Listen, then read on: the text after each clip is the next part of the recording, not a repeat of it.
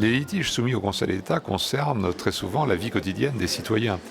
Juger le plan d'urbanisme d'une commune, chaque contribuable peut contester ses impôts. La séance publique est ouverte, les décisions sont lues. Et vous pouvez, madame, appeler la première affaire.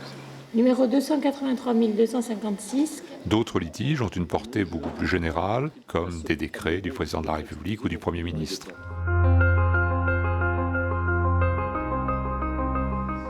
Juger, c'est porter sens, c'est donner du sens à la loi. Le citoyen est de plus en plus contestataire et il n'a pas tort, d'une certaine façon. C'est à l'administration de s'expliquer. Nous disposons de différentes formations de jugement qui sont adaptées à l'importance et à la difficulté du dossier.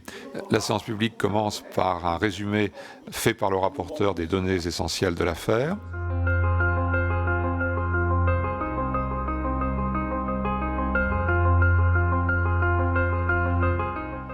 Maître, vous avez la parole. Le président donne alors la parole à l'avocat qui se lève et qui, dans le cas général, ne plaide pas. Et il dit simplement qu'il se réfère à l'instruction écrite.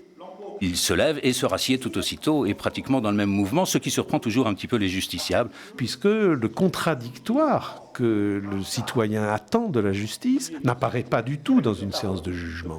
Si on n'a pas conscience que la séance n'est que la partie émergée d'un gros iceberg où l'affaire a été moulinée dans tous les sens avec le respect d'un contradictoire absolu, n'est que le dernier état d'un très profond processus, donc c'est un peu décevant.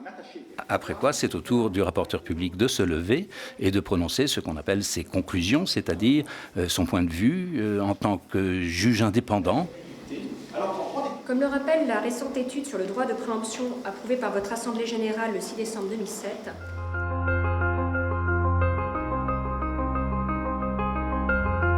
Alors, le rapporteur public, c'est celui qui s'exprime à l'audience. En tout cas, c'est celui qui s'exprime le plus à l'audience. C'est lui qui va donner son avis personnel sur la manière dont il faut apporter une solution juridique au litige qu'il reviendra à la formation de jugement de tranchée.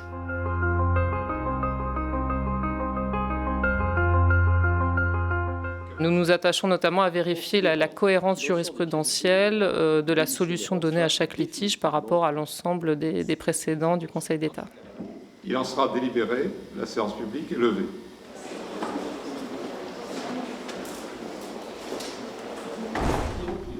Après cette partie publique, les membres de la formation de jugement délibèrent et arrêtent une solution au terme de ce délibéré collégial. Un délibéré se traduit par l'adoption d'un projet de décision.